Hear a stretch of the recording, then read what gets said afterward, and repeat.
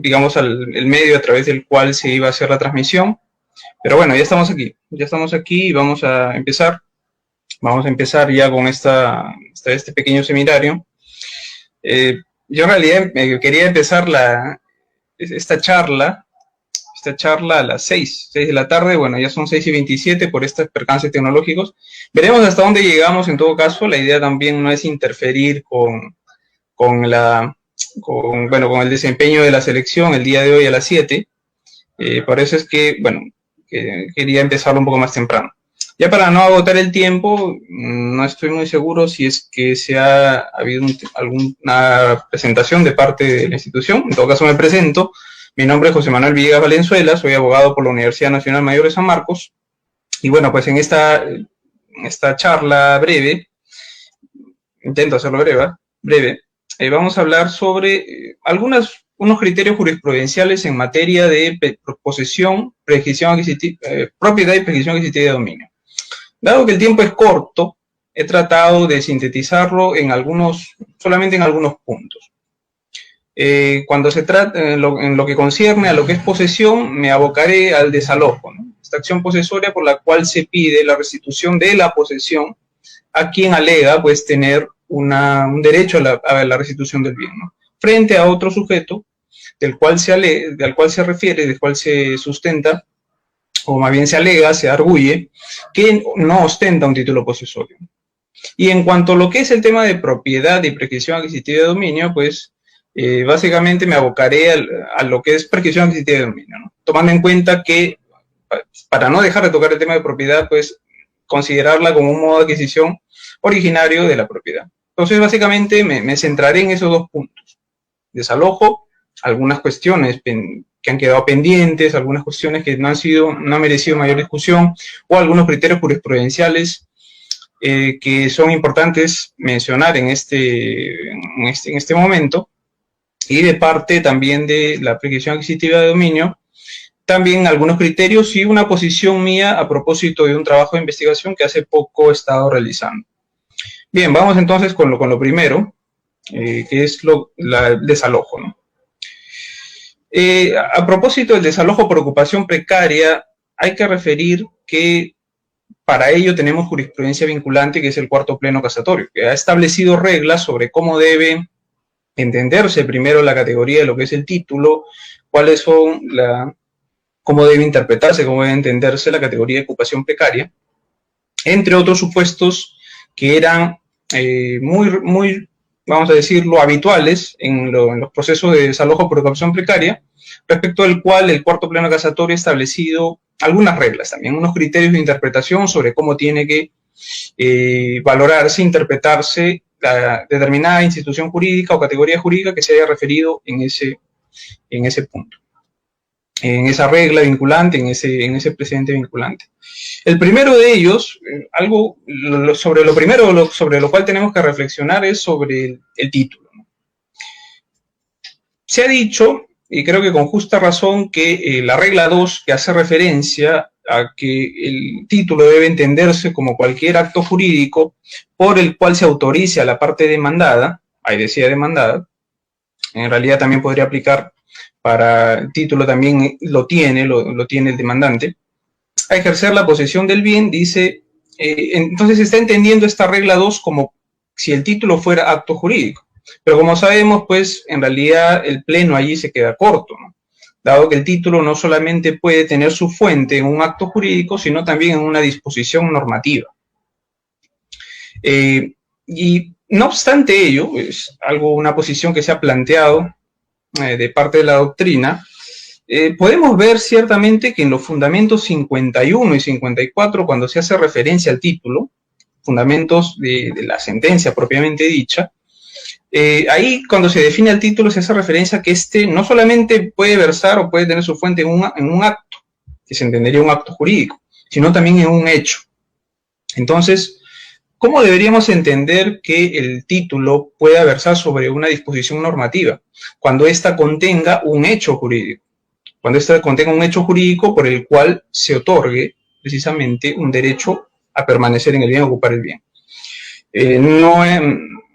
Olvidé partir por la definición de título, El título en realidad debemos entenderlo como una causa justificativa de la definición, digamos, general del título es de causa justificativa de una atribución patrimonial. Pero para hablar de título posesorio, debemos entenderlo como causa justificativa de, en este caso, una autorización para poseer. Una causa justificativa por la cual el sujeto tiene un derecho a permanecer, derecho a ocupar, derecho a permanecer en el bien. Entonces, entendiendo esa definición como título, podemos encontrar, como ya lo había mencionado, que este puede ser, tener su fuente no solamente en un acto jurídico, sino también en una disposición normativa que contenga, en esencia, un hecho jurídico, ¿no? Un ejemplo de ello es el caso de la existencia, por ejemplo, del derecho de usufructo que tienen los padres respecto a los bienes de los hijos, ¿no? Sería un caso. En estricto es un derecho que nace a partir de la disposición normativa que te señala, oye, por el hecho de ser hijo, por el hecho de ser padre, tiene derecho al usufructo de los bienes de los hijos. No hay en estricto, hay un acto jurídico, ¿no? Eso se ha dado producto, el hecho jurídico, pues, de que exista un hijo, un nacimiento de un hijo, y que éste tenga bienes. De la misma manera, un caso frecuente en la jurisprudencia es el del caso del heredero preterido, ¿no?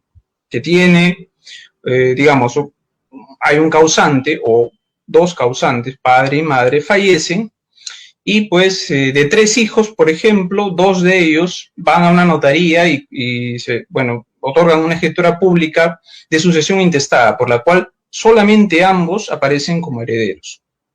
Lo sacan, digamos, excluyen de la participación sucesoria del otro hermano, que en algunos casos incluso es medio hermano, pero que según la ley tiene derecho sucesorio. En ese caso, la Corte Suprema, en la Casación 4/2013 Lima, ha establecido una regla muy importante que me permito citarla aquí. Señala que el heredero legal, en este caso lo que había ocurrido, que se trataba pues de un heredero forzoso como era un hijo, no puede ser considerado como precario en tanto su sola vocación hereditaria de ser heredero forzoso constituye el título posesorio. Este pronunciamiento es importante por 2 cosas. En primer lugar, porque hace algo que podría discutirse sobre este pronunciamiento es el hecho de que si el juez en ese proceso estaría adelantando un juicio respecto de la declaratoria de herederos, de la sucesión intestada. De hecho, en un caso similar que he podido ver en la práctica judicial, pues he podido advertir que un argumento de parte de los demandantes era precisamente ello, ¿no? Señor juez, pero si usted lo está considerando a él que tiene un título posesorio por el solo hecho de ser heredero forzoso, está adelantando un juicio sobre un eventual proceso de declaratoria de herederos, un eventual proceso de petición de herencia y declaratoria de herederos. Al respecto, pues, algo que sí hay que precisar es que en realidad no sería la primera vez que el cuarto pleno casatorio hace un tipo de aseveración de esa naturaleza. Si nosotros vemos en la regla referida a la prescripción adquisitiva, que señala que cuando el demandado tiene o alega haber prescrito, estoy hablando, ser prescribiente, es decir, haber prescrito el bien, es decir, haber ejercido su capión y haber adquirido la propiedad por prescripción adquisitiva de dominio. En esos casos, el juez puede analizar si es que de los medios probatorios que él ha presentado, existe lo que se denomina un título suficiente, ¿no? Y a eso hace referencia, de alguna manera, esta regla, no esta regla, sino en este caso, la de la Corte Suprema, la casación del 4/2013 Lima, que existe un título suficiente, en tanto el sujeto, por el solo hecho de haber sido un heredero forzoso, pues se entiende de que por regla del 660 ha adquirido la propiedad por el solo hecho de la muerte. La muerte del causante da lugar a que el 660 del Código Civil señala que se transfieran los bienes, los derechos y las obligaciones. En este caso se habría transmitido el derecho de propiedad. El juez en este caso no se está pronunciando entonces sobre, lo está adelantando un juicio porque no le correspondería, sobre el eventual proceso que se puede iniciar de petición de herencia o de declaratoria de herederos, que podría venir acumulado a ese proceso. Sino en realidad lo que está señalando es de que de los medios probatorios que ha presentado, existe esta categoría, se ha presentado esta categoría de título suficiente. ¿En qué consiste básicamente este título suficiente? Una definición para adelantar más o menos lo que voy a mencionar cuando toquemos la parte de prescripción adquisitiva, es decir, la parte que se refiere a prescripción adquisitiva en el cuarto pleno casatorio, es que este título suficiente básicamente supone un análisis de parte del juez probabilístico, si es que con la documentación que presenta el demandado, existe pues una alta probabilidad de que éste salga vencedor, obtenga la tutela de su derecho en el eventual proceso que él inicie, ¿no? En este caso sería de petición de herencia y declaratoria de herederos. Entonces, la primera regla que hay que mencionar es esa, ¿no? Más que una regla, bueno, la regla que se desprende de esta casación 4.013 es esa. Es importante tenerla en cuenta, ¿no? A efectos de tutelar de mejor manera a quienes son herederos forzosos. Otra cuestión que hay que mencionar sobre los títulos es lo concerniente a una posición que ha planteado un sector de la doctrina sobre si en los procesos de desalojo podría discutirse el mejor derecho de posesión. De mi punto de vista, ello no es posible y ahora señalaré las razones. Se ha señalado, pienses en el siguiente, no deberías estar aquí, yo soy el legítimo propietario, a mí me transmitió primero la propiedad, etcétera, etcétera, etcétera, pero, y tú, bueno, has adquirido una propiedad, has adquirido la propiedad de alguien que ya no era dueño. ¿Por qué? Porque a mí me vendió el bien primero. Para estos efectos, recuérdese que el artículo 949 del Código Civil señala que, interpretado ya casi unánimemente por la jurisprudencia, que el solo consenso transmite el derecho de propiedad cuando el acto versa sobre un acto de transferencia de propiedad inmueble. Es decir, para actos jurídicos de transferencia de propiedad inmueble, el solo consenso transmite el derecho. Para esos efectos, entonces, debía tenerse, si vemos esa fotografía, tenemos en cuenta que B, que fue el primer comprador, era propietario, ¿no? El segundo ya no sería propietario en principio, aplicando solamente las reglas 949.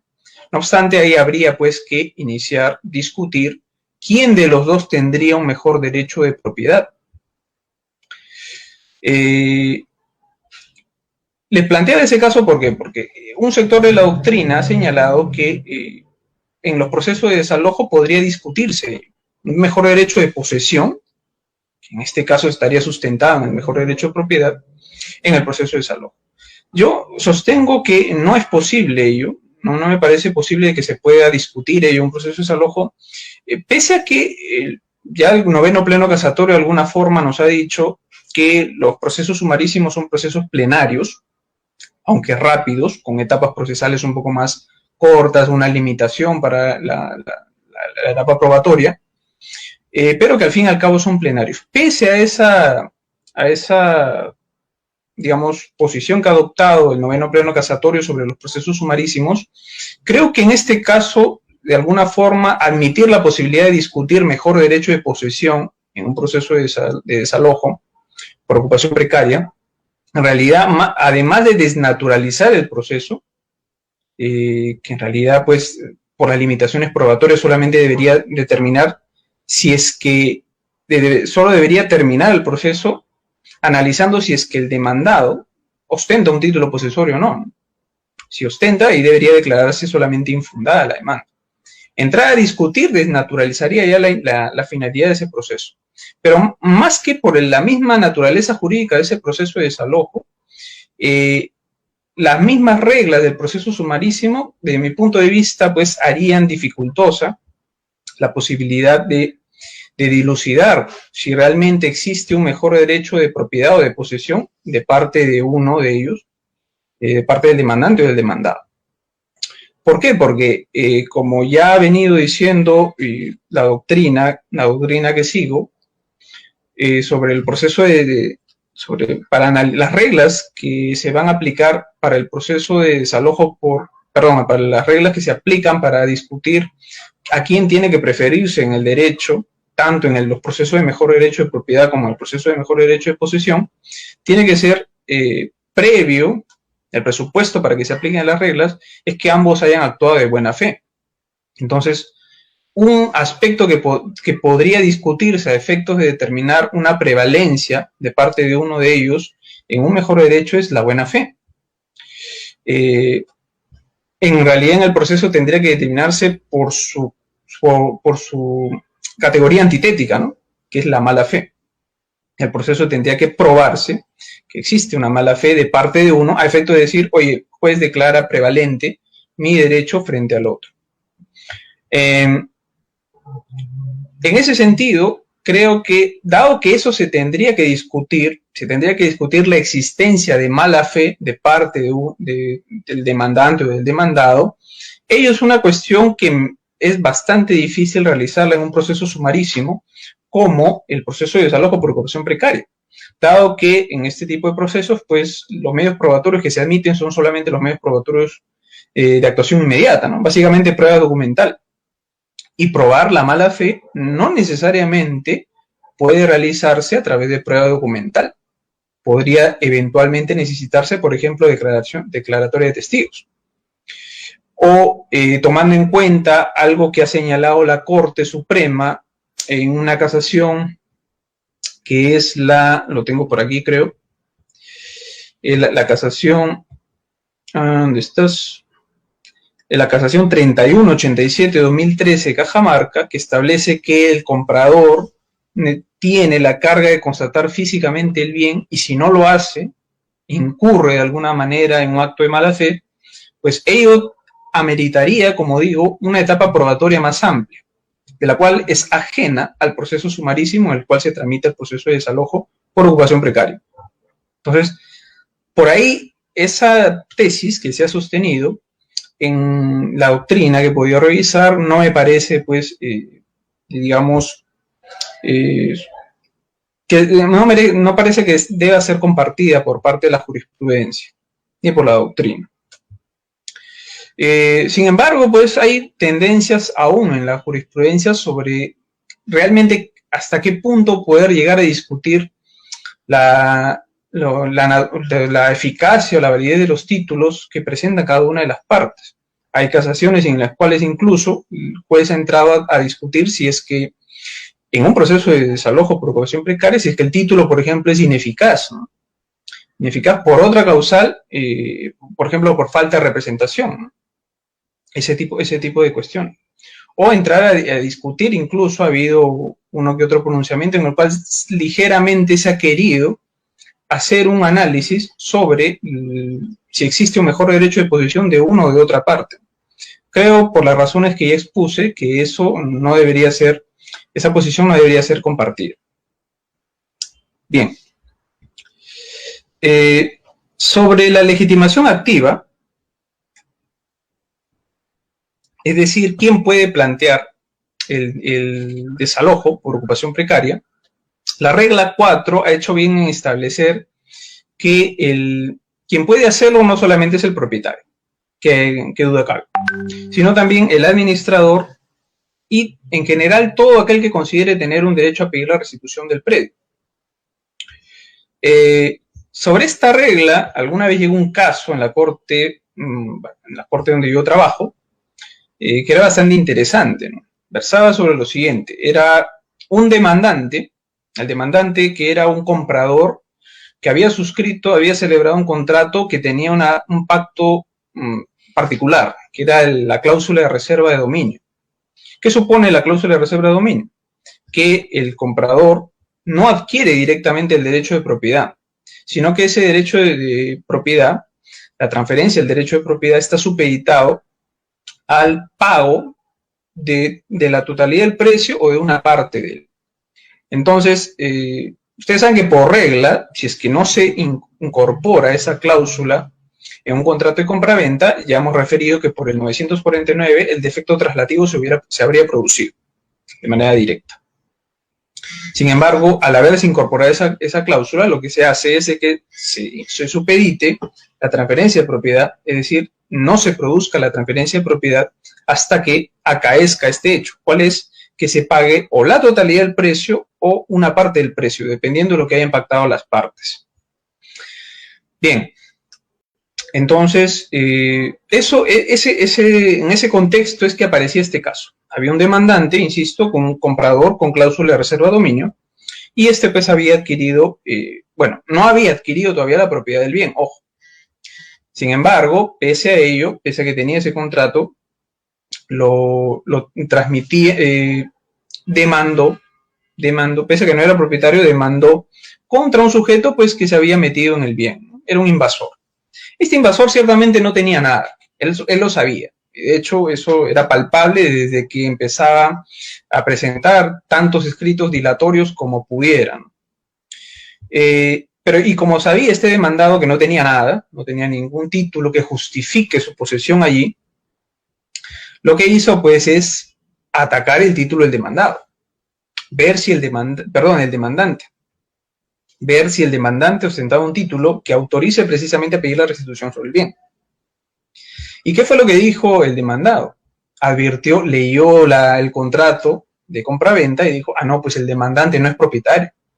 ¿Por qué? Porque señor demandante, usted pruebe de que ya es propietario, ¿no? Adjunte, no sé, pues las boletas, o que acrediten, boletas de pago que acrediten que usted ha pagado la totalidad del precio.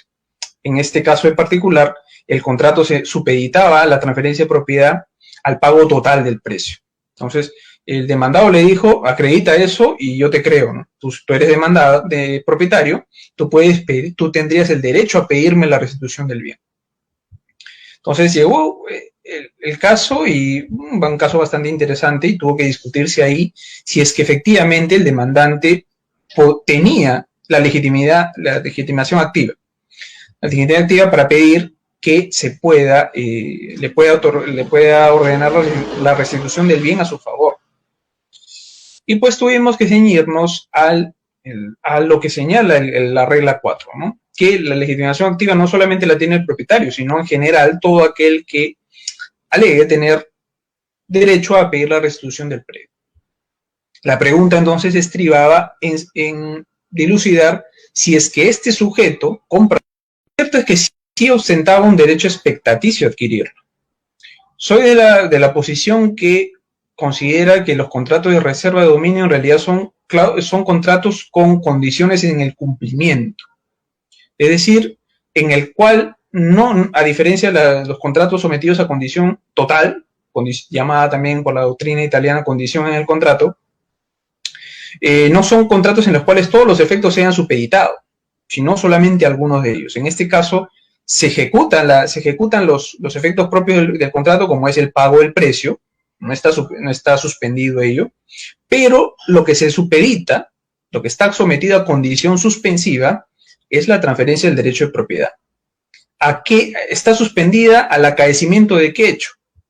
Del pago de la totalidad del precio o de una parte del precio. En este caso, de la totalidad del precio. Entonces, existiendo una condición suspensiva, ciertamente el sujeto comprador es un adquirente condicional. Tiene un derecho expectaticio, tiene una expectativa jurídica. Y esa expectativa jurídica, de mi punto de vista, calza perfectamente en lo que dice la regla 4, que constituye pues un derecho a pedir la restitución del predio. Porque nótese que si se produjese el acaecimiento del hecho condicionante, que sería el pago de la totalidad del precio, en este caso, él sería propietario. Entonces, nótese pues hay una regla práctica, una aplicación práctica, perdón, de esta regla 4 del cuarto pleno casatorio. Bien, entonces vamos a tocar finalmente de la parte de desalojo, lo que es la posesión, la regla 5.6, ¿no? La referida a el caso en el cual el demandado alega haber adquirido la propiedad por prescripción adquisitiva de dominio. Pensemos en un proceso de desalojo, ya ha pasado de repente 15 años, y el demandante pide el desalojo respecto a una persona que ha invadido el bien de hace ya mucho tiempo. Y este demandado lo que dice: un momentito, a mí no me puede sacar, yo soy propietario por prescripción adquisitiva de dominio. Sobre este punto, la regla 5.6 del cuarto pleno casatorio ha señalado lo siguiente, ¿no? Me voy a permitir leerla. Primero, que la mera alegación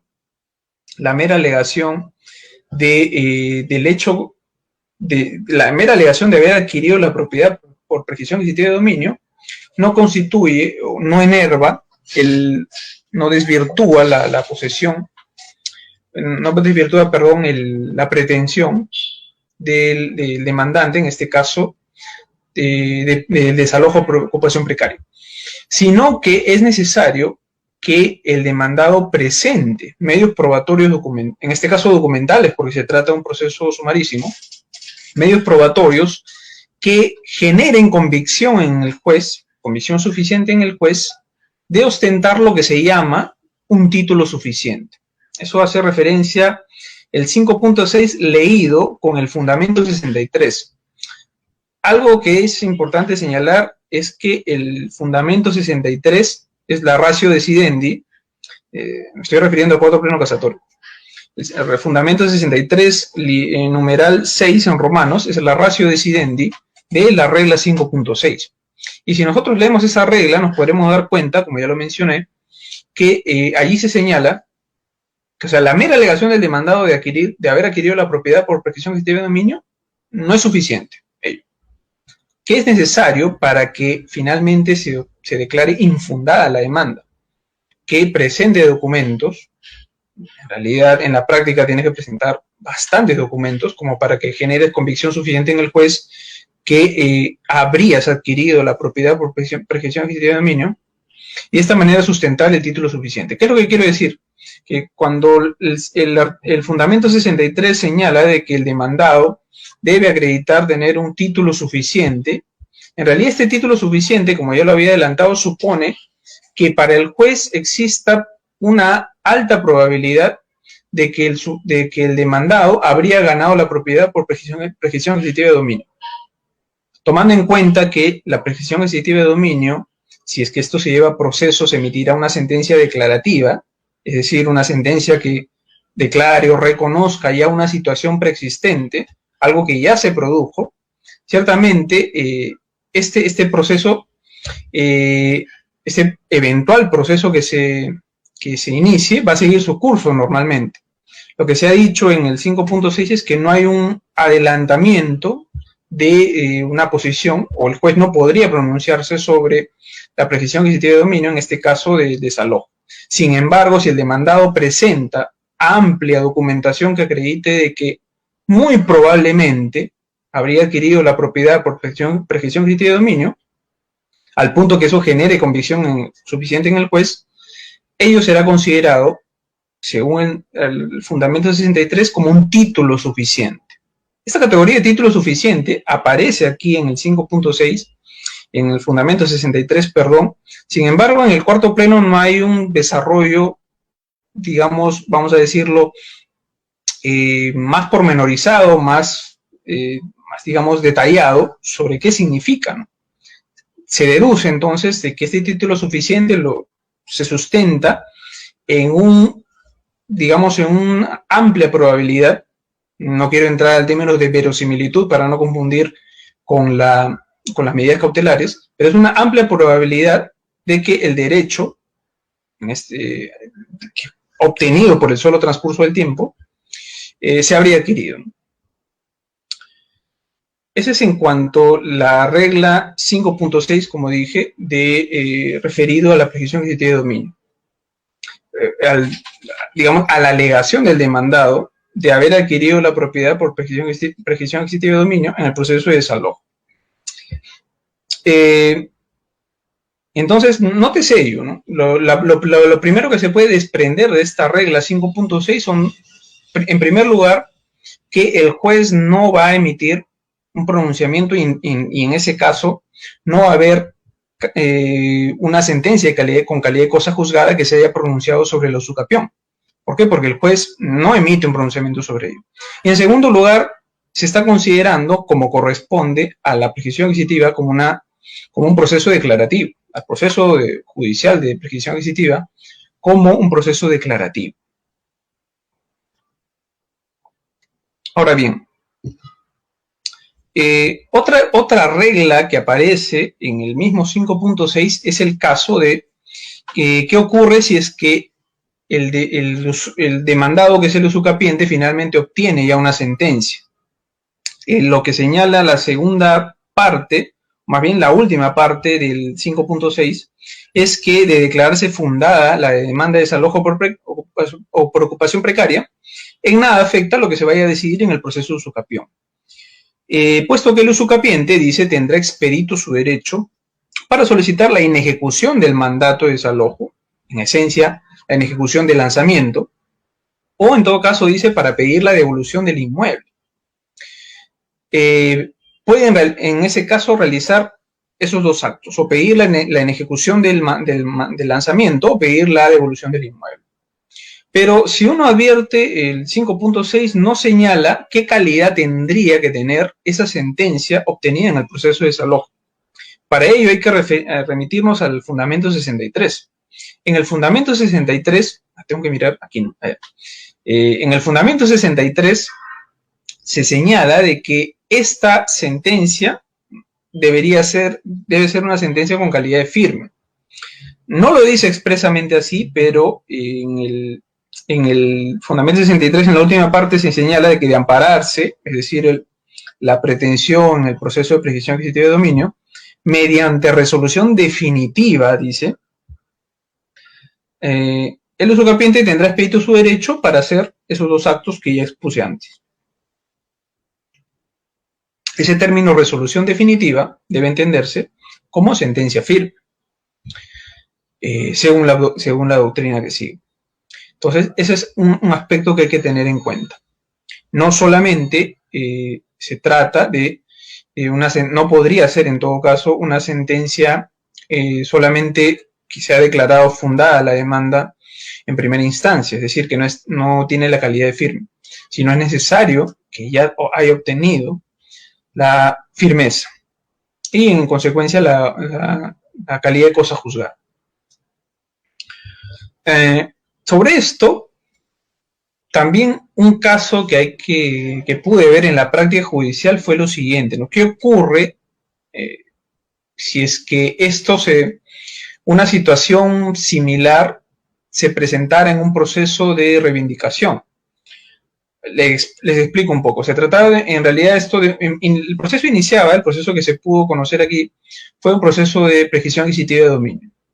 El juez había advertido de que el demandante había obtenido todos los medios probatorios que sustentaban su posesión continua, pública, pacífica como propietario por el plazo establecido por ley, que en la mayoría de los casos son 10 años, por la prescripción extraordinaria, inmuebles.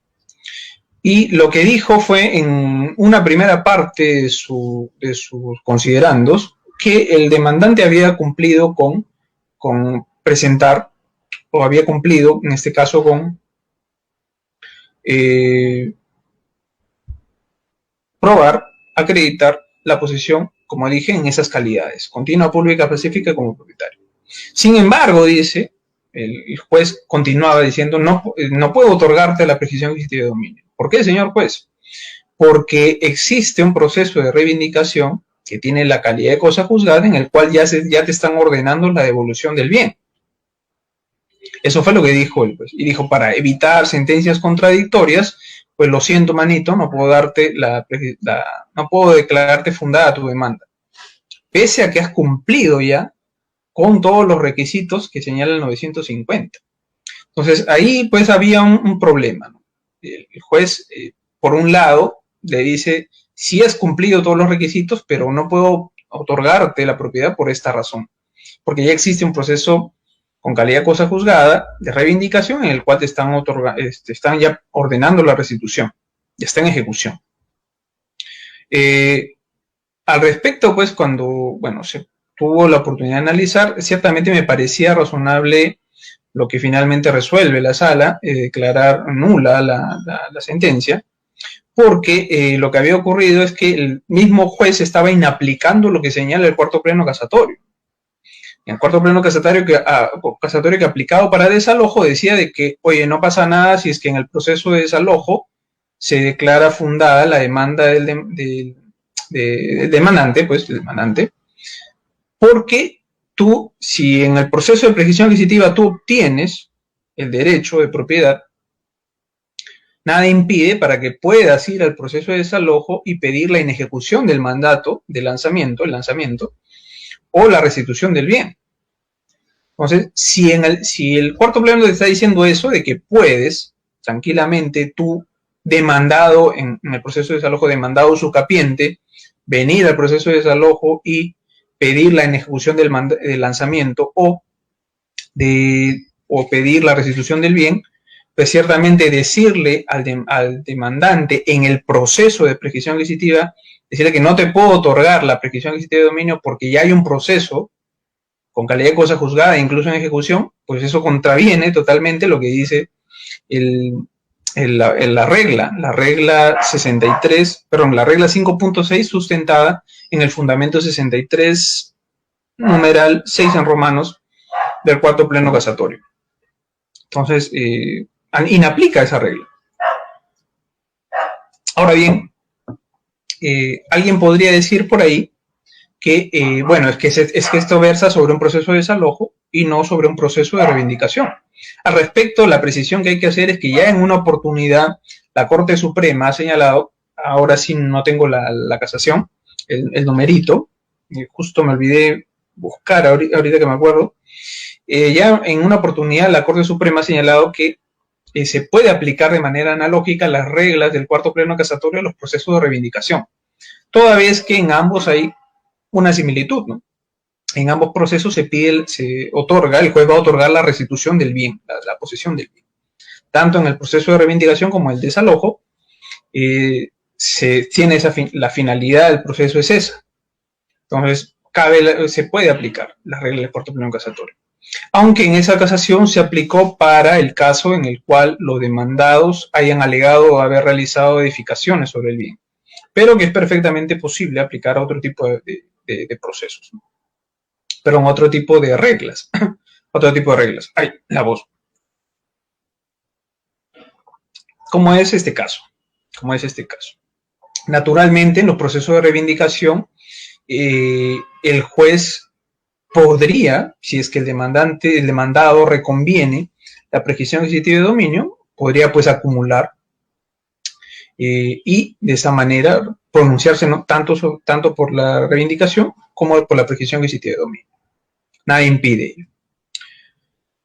Bien, entonces, ese punto, de esos comentarios quería hacer respecto de la prescripción adquisitiva de dominio.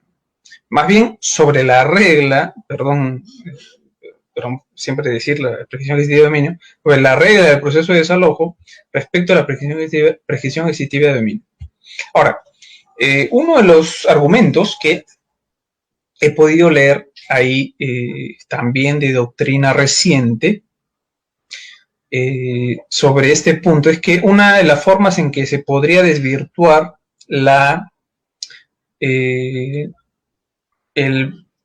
digamos, el derecho de propiedad adquirido por usucapión de parte del demandado es acreditar que se haya cursado cartas notariales o se haya iniciado antes un proceso de desalojo, de reivindicación.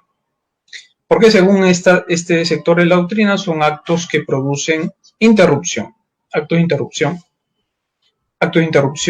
de la posesión del usucapión que da lugar a que no se produzca, se corte el plazo prescriptorio. Sobre esto, pues, entonces quiero aprovechar esta conexión que hay en esta regla con la prescripción adquisitiva de dominio para decir algunas cosillas sobre el proceso judicial de prescripción adquisitiva de dominio. Más o menos se tiene la idea ya sobre cómo versa esto. La ley habilita que por el solo transcurso del tiempo, habiendo ejercido posesión continua, pública, pacífica como propietario respecto de un bien, un sujeto adquiera la propiedad. De ahí que se considere como un proceso un modo de adquisición originaria de la propiedad, a diferencia de los modos de adquisición derivativa. Es decir, el sujeto adquiere sin que su derecho derive de la esfera jurídica de otro sujeto. Como ocurre, por ejemplo, en la compraventa, ¿no? Si yo soy propietario es porque mi derecho se deriva del derecho que tenía mi vendedor. En este caso no se deriva de nadie. Por el solo transcurso del tiempo, por el solo efecto de la ley originariamente me otorga el derecho de propiedad. Entonces creo que se tiene más o menos ideas sobre cómo funciona, cómo versa el proceso de prescripción adquisitiva de dominio. Como les comenté, básicamente por el solo transcurso del tiempo. De ahí que el proceso que se pronuncie sobre ello, declarando fundada la demanda, es solamente un proceso declarativo. La sentencia declara una situación jurídica preexistente, algo que ya se produjo. Voy a agrandar, creo que mi imagen para que no parezca muy... A ver, ¿cómo hago esto? Me veo muy chiquito y por eso es que... A ver, intentar agrandar. No, pensé que se podía. Bueno. ¿Ahora que se puede? No sé. Ya bueno, para no perder el tiempo. Entonces, esa es la idea que se tiene, ¿no? Ya sabemos que las calidades, los requisitos que debe revestir la posesión son de ser continua, pública, pacífica y como propietario, ejercido con ánimos domini. Sobre la posesión, bueno, hay dos tipos de posesión: extraordinaria, también llamada larga, o prescripción ordinaria, también llamada corta, que para los inmuebles es de 5 años, 10, en el caso de la prescripción extraordinaria, y 5 años en el caso de la prescripción ordinaria. Y en el caso de los muebles es de 4, 2, respectivamente. Me voy a limitar básicamente a los bienes inmuebles, que son en la mayoría de los casos los que habitualmente se presentan en este tipo de procesos. Sobre los requisitos de la posesión, en primer lugar se señala que la posesión tiene que ser continua. Y esa posesión continua tiene que ser, supone que aquella se ejerza sin intermitencia, sin solución de continuidad. Que en todo momento, esto en todo momento entre comillas, ahorita voy a explicar por qué, el sujeto ejerza la posesión sobre el bien. Eso no quiere decir naturalmente que en las 24 horas del día y los 7 días de la semana el sujeto tenga que necesariamente ejercer, digamos, una posesión material física respecto del bien, sino, en la tesis de Jhering, que mantenga el control de hecho sobre la cosa. Si el sujeto sale a comprar, pero no sé, pues echa, o sale no sé, pues a visitar a sus padres y echa llave a su casa, está manteniendo todavía el control de hecho sobre la cosa. Eso no quiere decir que no esté ejerciendo posesión. Sí, en tanto mantiene todavía el control de hecho. Entonces, posesión continua, que se ejerce sin intermitencias, sin solución de continuidad. Esta posesión continua puede verse afectada por lo que se denominan los actos de interrupción, que según nuestra doctrina pueden ser de dos tipos: actos de interrupción natural o actos de interrupción civil. Los actos de interrupción natural están regulados en el artículo 953, creo que es el más claro, que señala que cuando un sujeto es despojado de la posesión o privado de ella y no la recupera, desde que es despojado, se señala de que se produce la interrupción. Sin embargo, si la recupera dentro del plazo de un año, ese efecto interruptor se declara ineficaz. Es como si nunca se hubiera producido. La lectura que hago de ese 953 es que en realidad se trata de un supuesto de ineficacia retroactiva. Porque si uno lee el 953, el efecto interruptor se produce desde que es despojado. Sin embargo, si posteriormente, porque el hecho de recuperar la posesión puede darse, de hecho se va a dar en un momento posterior, si posteriormente se se recupera la posesión dentro del plazo de un año, pues allí recién en este caso se declara la ineficacia de esa interrupción, es decir, como si nunca se hubiera producido. Entonces, nótese pues que la interrupción natural versa sobre actos materiales, me despojan de la posesión.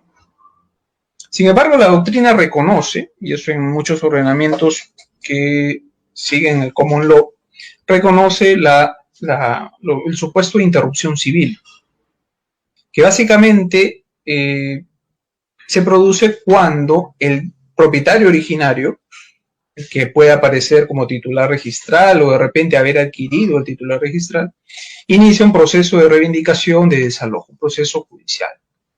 También se ha extendido estos actos de interrupción civil para el caso de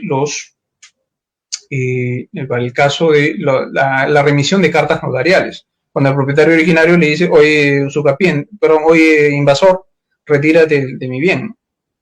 Eso también es considerado por cierto sector de la doctrina y de la jurisprudencia como actos de interrupción civil. Sobre esto voy a dar mi opinión en unos minutos.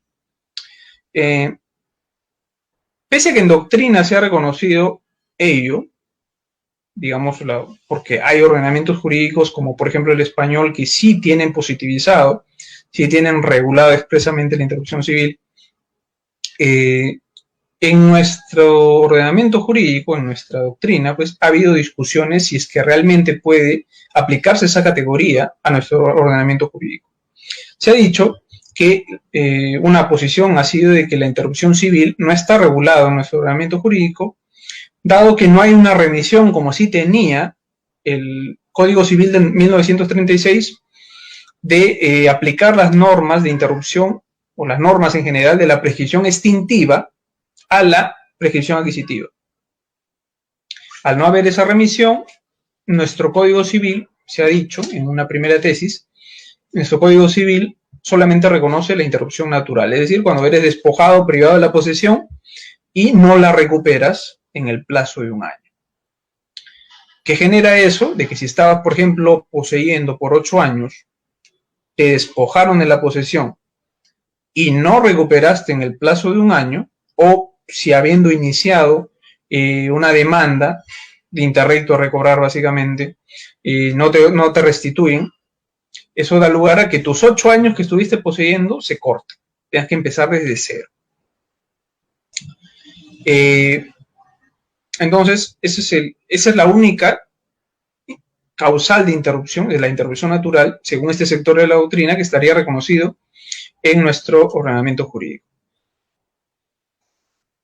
Sin embargo, yo sí considero, siguiendo a otro sector, que sí es posible aplicar analógicamente las causales de interrupción de la prescripción extintiva reguladas en el artículo 1996. Ya abordaré en unos minutos sobre ese punto. Otro requisito que se señala en el segundo pleno casatorio, es que la posesión sea pacífica. Y si uno lee el segundo pleno casatorio, aquí se señala que esta se dará cuando el poder de hecho no se mantenga por la fuerza. Leído a contrario, la categoría antitética de la posesión pacífica es la posesión violenta. Tendríamos que concluir que hay posesión violenta cuando el poder de hecho sobre la cosa se mantiene por la fuerza. Pese a la claridad de este fundamento, es el fundamento 44 del segundo pleno casatorio, la jurisprudencia ha venido a considerar que también puede presentarse supuestos no solamente de violencia física, que afectarían la usucapión, afectarían la posesión, sino también supuestos de violencia moral.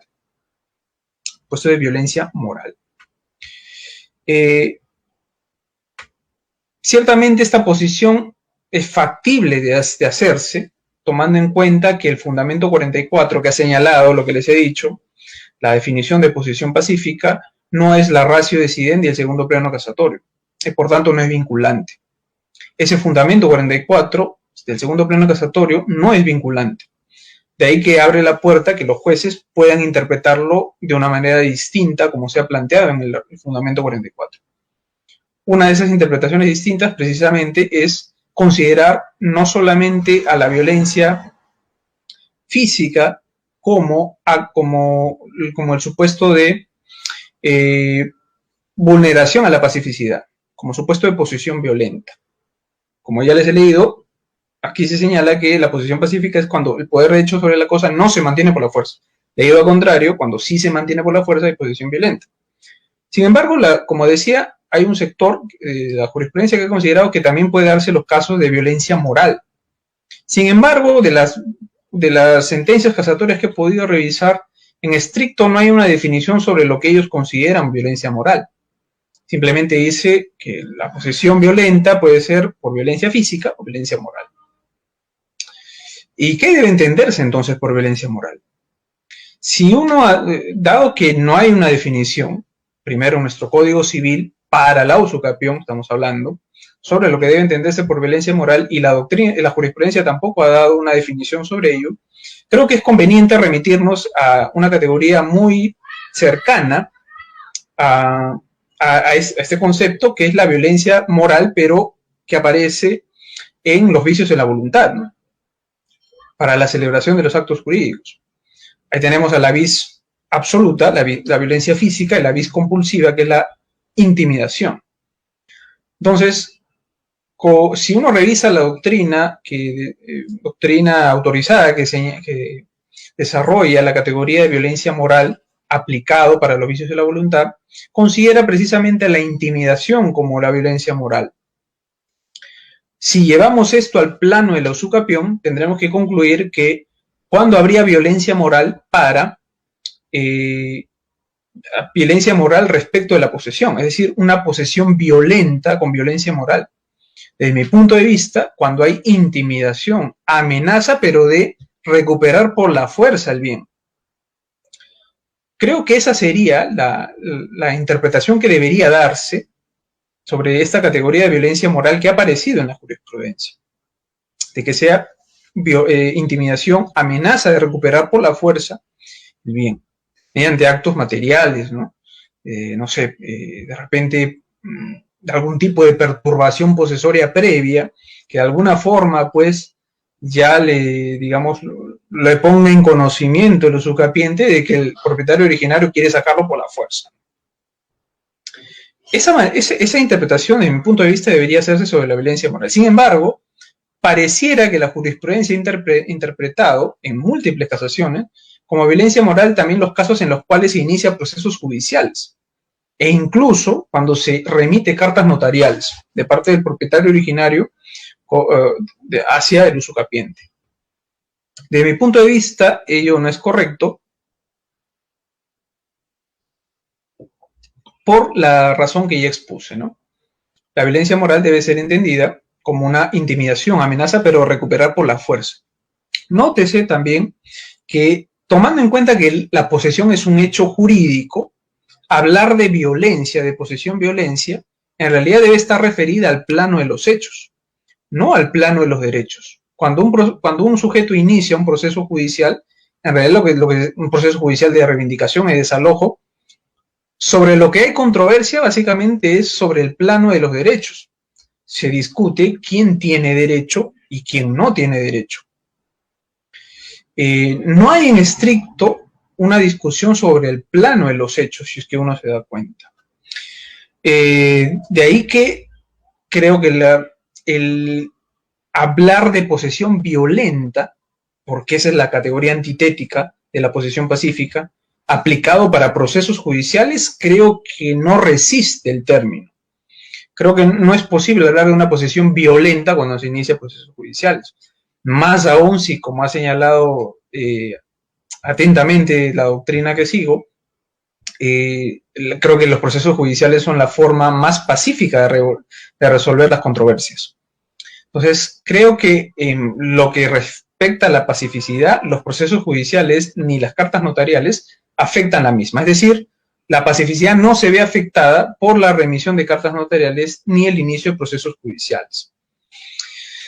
Sin embargo, debo decir que a propósito de la investigación que he hecho al respecto, he podido advertir que ciertamente hay aún aún la posición dominante en la jurisprudencia, debo decir, por un tema, vamos a decir, estadístico, sigue siendo la violencia.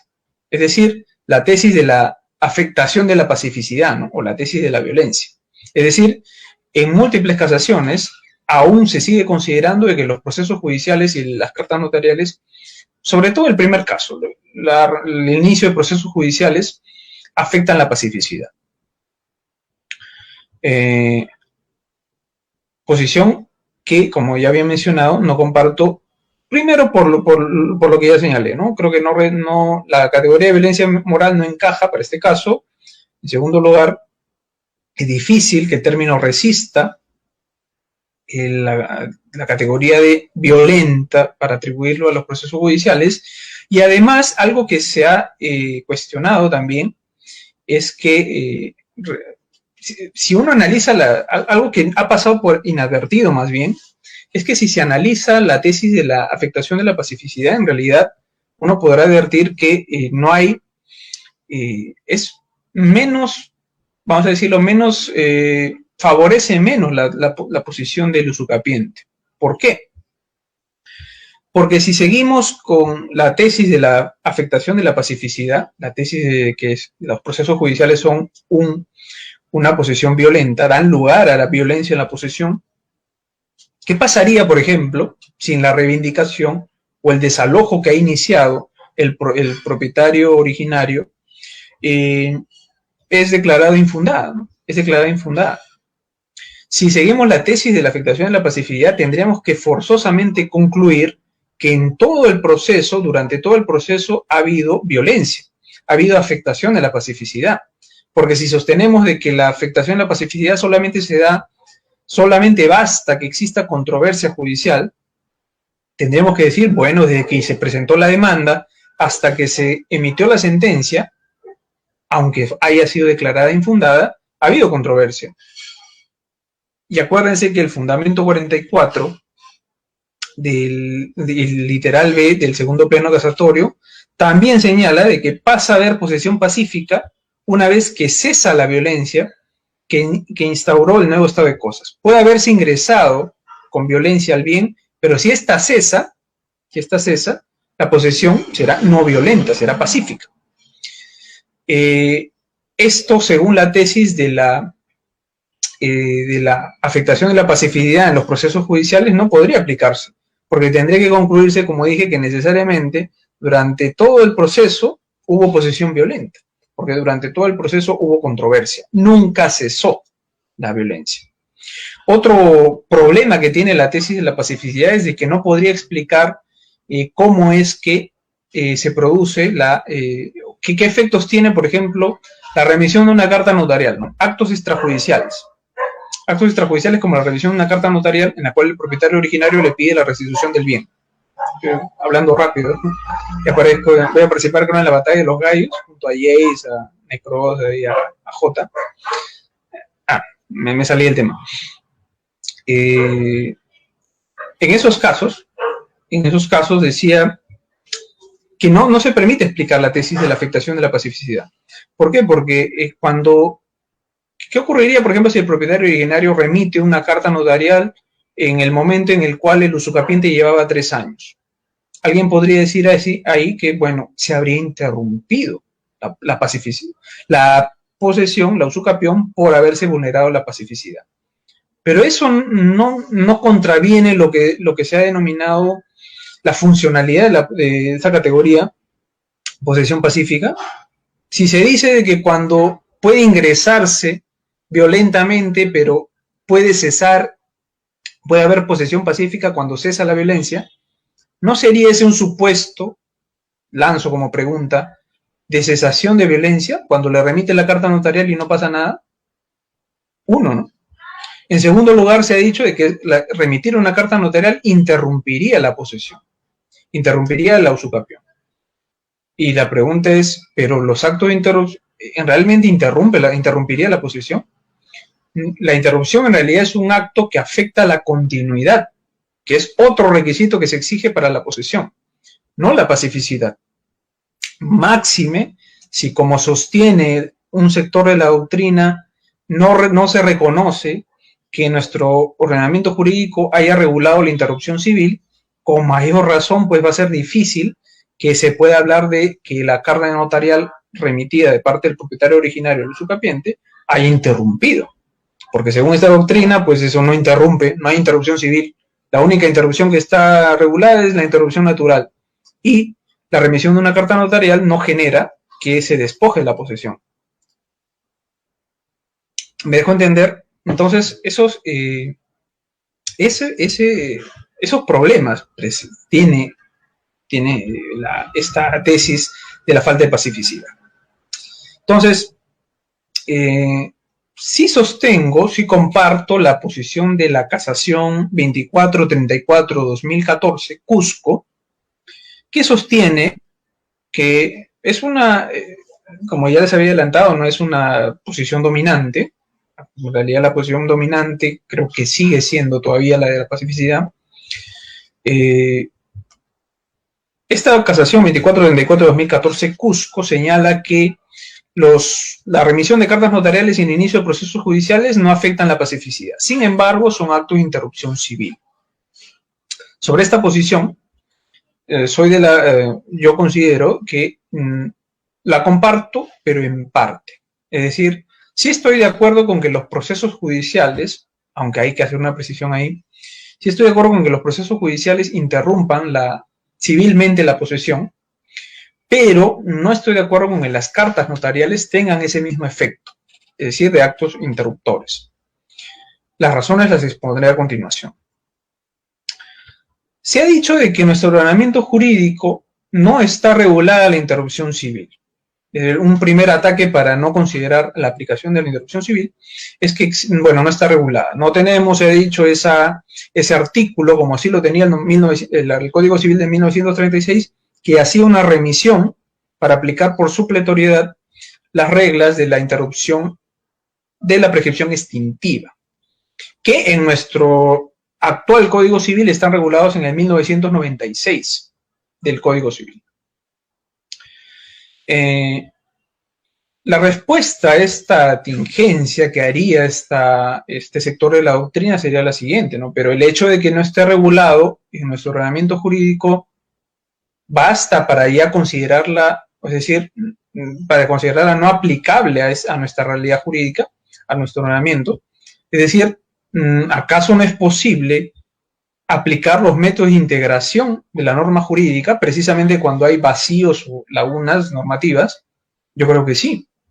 Del hecho de que una categoría no esté regulado, pero hay una norma que pueda servir como norma base para aplicar la analogía, creo que es perfectamente posible. Por eso son métodos de integración de la norma. Proceden cuando hay lagunas, cuando hay vacíos normativos. Entonces, y la pregunta que viene a flote entonces es si es que puede aplicarse en la analogía y si hay limitaciones para ello. Ya hemos dicho de que puede aplicarse por método de integración de la norma jurídica ante la existencia de lagunas o vacíos normativos. Pero hay que ver si es que funcionalmente es posible aplicar la analogía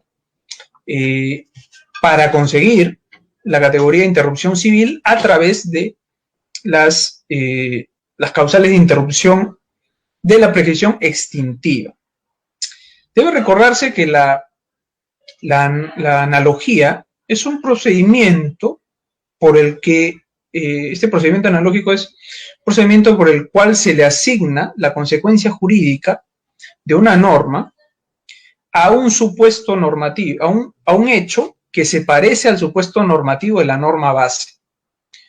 Digamos, en términos lógicos, podría, graficarse esto de la siguiente manera, ¿no? Si la norma jurídica tiene una estructura condicional es A entonces B, nuestro silogismo sería A entonces B, A', conclusión A' entonces B. Es decir, a este hecho que es similar, ese es el presupuesto de que sea similar, estamos asignando las consecuencias jurídicas de la norma base. La norma base es A entonces B. El supuesto parecido, semejante, es A'. Entonces, ¿qué se está haciendo con el procedimiento analógico? Asignarle esa consecuencia B al supuesto que es parecido. ¿Parecido a cuál? al supuesto normativo de la norma base. Habría que ver entonces si es que la prescripción adquisitiva y la prescripción extintiva tienen elementos comunes por los cuales se pueda concluir de que son semejantes. Desde mi punto de vista, ello es correcto, toda vez que en ambos casos, tanto en la, como ha sido atentamente señalado por doctrina, en ambos casos es la transformación, más bien en ambos casos el paso del tiempo genera una transformación jurídica en el estado de hecho o en el estado de los derechos.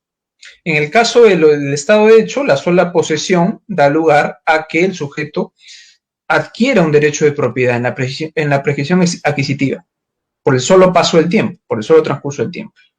En el caso de la prescripción extintiva, el solo transcurso del tiempo da lugar más bien que en el plano de los derechos, un sujeto pierda no el derecho, ahí habría que hacer una corrección a este sector de la doctrina, no al derecho, sino más bien a la facultad o al derecho de exigir, judicialmente su tutela, ¿no?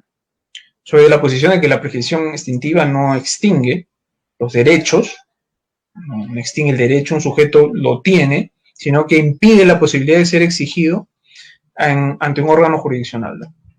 Pero ya bueno, ese es otro cantar. Entonces, nótese pues que hay elementos semejantes. Como dije, en el solo transcurso de tiempo genera transformaciones jurídicas en ambos casos. Entonces habría que ver si es que las reglas o los supuestos, las causales previstas en el artículo 1996 del Código Civil son aplicables también a la prescripción adquisitiva, a efectos de construir con base en ello la categoría de interrupción civil. Se ha dicho que para el caso de la remisión de cartas notariales, la base normativa que nos va a servir para aplicar la analogía es el 1996, inciso 2, que señala que se produce la interrupción, es decir, se interrumpe la prescripción extintiva cuando hay una intimación para constituir en mora al deudor. Con base en esa norma se ha dicho, bueno, esto aplicado a la prescripción adquisitiva supone el hecho que se presenta cuando el propietario originario remite una carta notarial exigiéndole al usucapiente que devuelva, restituya la posesión del bien.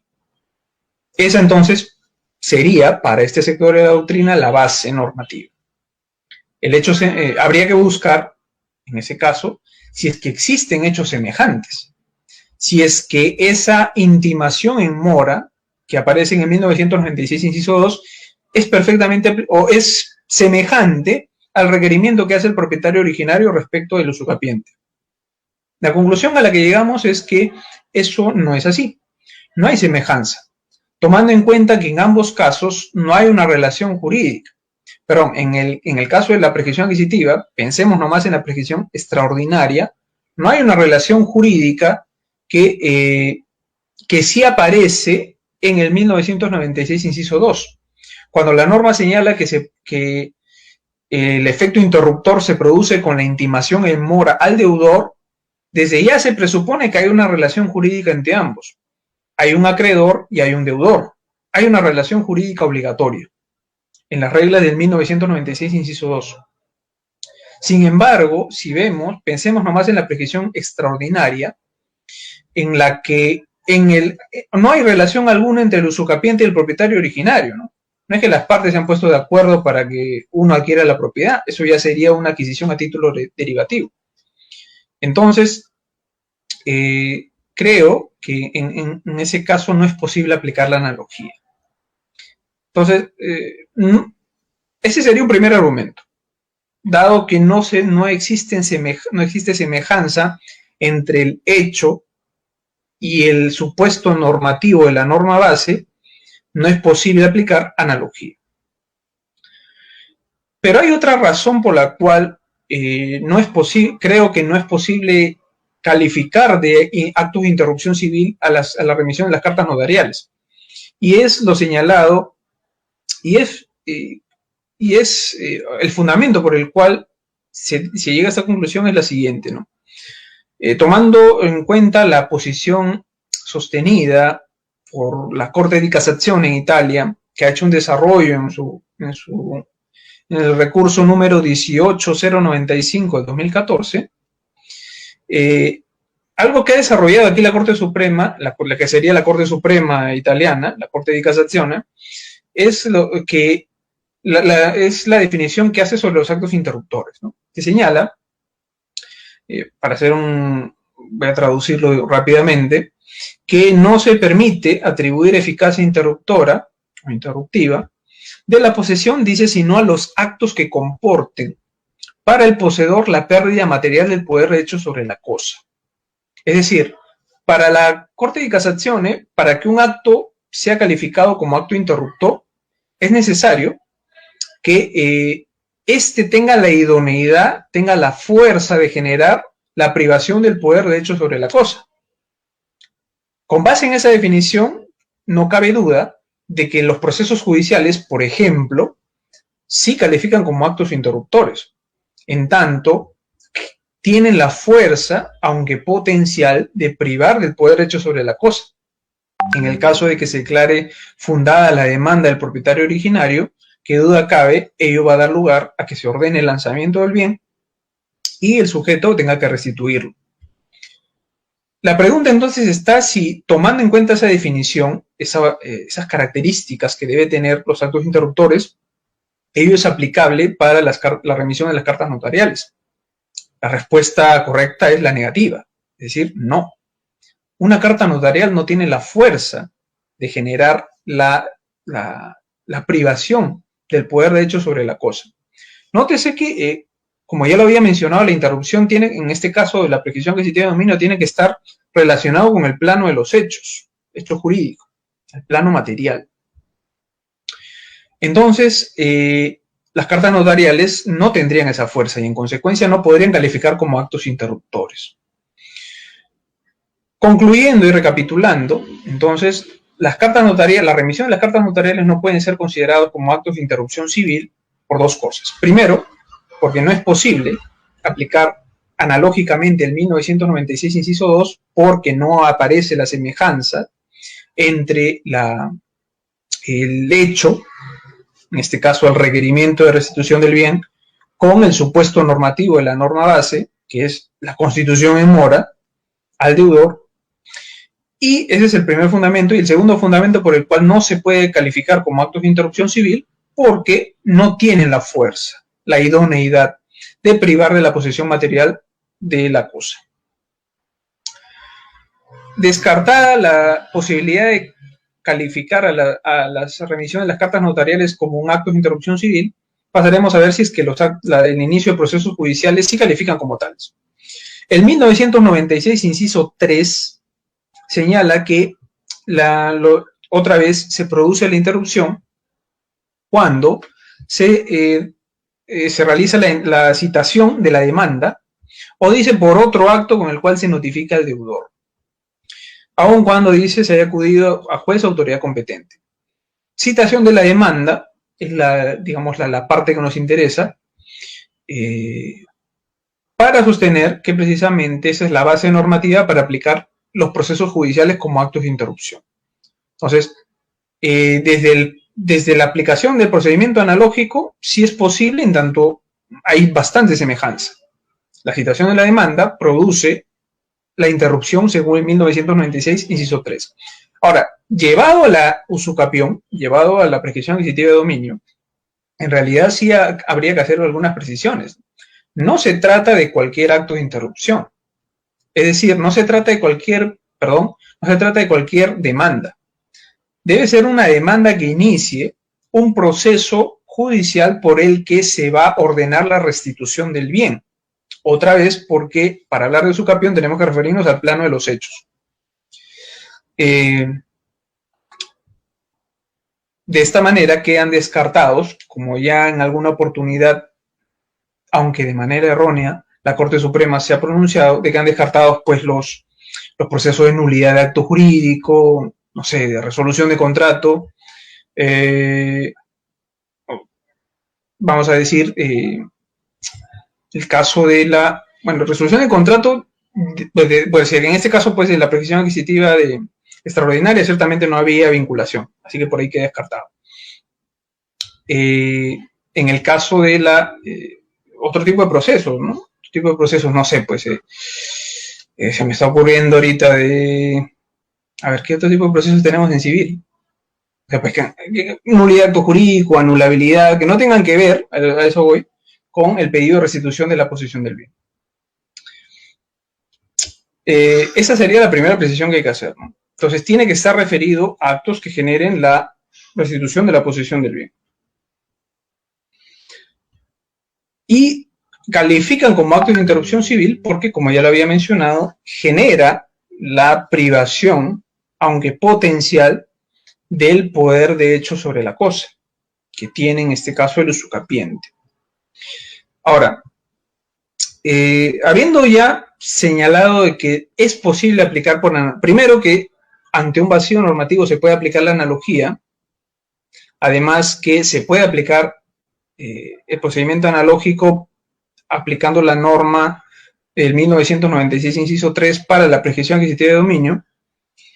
Algo que también hay que señalar es que aunque se ha discutido que en el caso de los procesos judiciales, estos no generen, o más bien sean más desventajosos para el usucapiente. ¿Por qué? Porque se señala, no, pues si es que se considera solamente a la interrupción civil la sola citación, la notificación, el emplazamiento de la demanda, ello daría lugar a que se presenten demandas de carácter malicioso y de esta manera pues interrumpir el plazo prescriptorio, ¿no? Sin que exista la posibilidad que se pueda revertir ese hecho ante una eventual sentencia que declare infundada la demanda.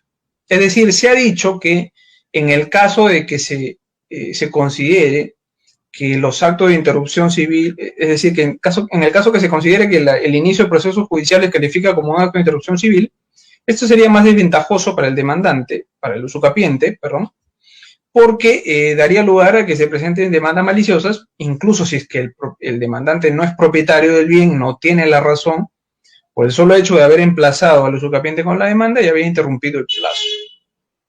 Frente a esa aseveración, y con eso termino, habría que responder a ese sector de la doctrina que en realidad, bueno, ciertamente esta desventaja no solamente aparece con la tesis de la interrupción civil, sino también, como ya lo había especificado antes, si es que se sostiene la tesis de la afectación de la pacificidad. Y en segundo lugar, pese a ello, pese a que no hay una regulación en nuestro Código Civil, ¿qué sucede si es que la demanda del la demanda del propietario originario es declarada infundada? Sí existen reglas, a diferencia de las tesis de la afectación de la pacificidad, sí existen reglas en nuestro Código Civil que cuando menos son algo más ventajosas que la tesis de la afectación de la pacificidad. Si nosotros advertimos el 1997 de nuestro Código Civil señala causales en las cuales queda sin efecto la interrupción. Otra vez, causales de ineficacia retroactiva a la interrupción. El 1997, inciso 1, señala que queda sin efecto la interrupción, estamos hablando de la prescripción extintiva, cuando se prueba que el deudor no fue citado con la demanda o no fue notificado con cualquiera de los actos que aparecen en 1996, inciso 3. El segundo supuesto es cuando el actor se desiste de la demanda. Y aquí deben interpretarse el desistimiento del proceso. No se está refiriendo al desistimiento de la pretensión. Ojo con ello. Y el 1997, inciso 3, cuando el proceso fenece por abandono. Nótese que, al menos, la tesis de la interrupción civil sí contaría con estos tres supuestos para que se pueda declarar la ineficacia retroactiva de la interrupción. Es decir, podría suceder que en el caso en que se notifique un proceso de reivindicación o de desalojo, se advierta que el del demandado en ese proceso, que es el usucapiente, no haya sido debidamente notificado con la demanda. ¿Qué es lo que da lugar, según el 1997, inciso 1, que se declare la ineficacia de la interrupción? queda sin efecto, es como si nunca hubiera producido. ¿Eso es ventajoso para el usucapiente? Sí, porque podría ser de que en el plazo que se notificó la demanda de reivindicación, en esa fecha, todavía le faltaba un año o algunos meses, 6 meses. Si se declara que esa interrupción nunca se produjo, en virtud del 1997, inciso 7, se levantaría y el sujeto podría contar el plazo que haya transcurrido. ¿Me dejo entender? Entonces, si se vuelve a hacer una nueva notificación y ya esta sí se realiza válidamente con el usucapiente, pues podría suceder que para esa nueva notificación hecha válidamente, según las reglas del Código Procesal Civil, allí el usucapiente ya habría adquirido la propiedad por petición ejecutiva de dominio, porque ya había transcurrido los meses o el año que le faltaba, dependiendo cuánto se haya demorado el Poder Judicial. El segundo supuesto también es ventajoso. Bueno, difícil, pero podría suceder que el demandado, el propietario originario se desista del proceso. Y en el tercer caso, cuando el proceso fenezca por abandono, que se podría dar, desde mi punto de vista, en los casos de desalojo. No en el caso de la reivindicación, en los procesos de reivindicación, toda vez que no procede el abandono cuando las pretensiones tienen naturaleza imprescriptible. Contienen pretensiones imprescriptibles, como es la reivindicación. Ahí adelanto un poco mi posición de que, de mi punto de vista, el desalojo sí prescribe a los 10 años. Nótese entonces de que tenemos, cuando menos, según la tesis de la interrupción civil, causales por las cuales sí se puede dejar ineficaz esa interrupción. En mi punto de vista son causales de ineficacia retroactiva. Son por hechos que se producen posteriormente, pero que dan lugar a que se deje sin efecto todo desde el inicio. Y con eso, pues, concluimos, estimados amigos, esta pequeña charla, un poco accidentada, como ya les había señalado. Al iniciar, ha habido problemas al momento de iniciar la transmisión, pero que, bueno, pues ha servido de alguna forma, espero que haya sido de utilidad, haya motivado tal vez alguna curiosidad académica de parte suya, sobre estos temas que he procurado no recaer en los lugares comunes, ¿no? Que usualmente de repente podrían escuchar en otro tipo de ponentes referirse al cuarto pleno casatorio. He intentado no recaer, decir, de manera coloquial, decir lo que otros ya han dicho. Sobre todo esta tesis de los argumentos que he dado para abonar a considerar el hecho de que los procesos judiciales, y solo los procesos judiciales y no las cartas notariales, son actos que interrumpen civilmente la posición, me parece, desde mi punto de vista, atendible, ¿no? Y por eso les he compartido en esta pequeña charla. Bueno, ya nos hemos pasado, en realidad, ya más del tiempo que había previsto por el tema del partido y todo ello. Pero bueno, pues para los que se hayan quedado con la transmisión, espero que les haya sido de utilidad, ¿no? No sé cómo vamos en el marcador, pero espero de que ello sea positivo. Espero no haber salado a la selección. Por eso no ha aparecido tampoco con polo de la roja y blanca. Bien, agradeciendo pues a los muchachos de IDEGE por esta oportunidad de compartir estas ideas. Y nada, nos veremos hasta otra oportunidad.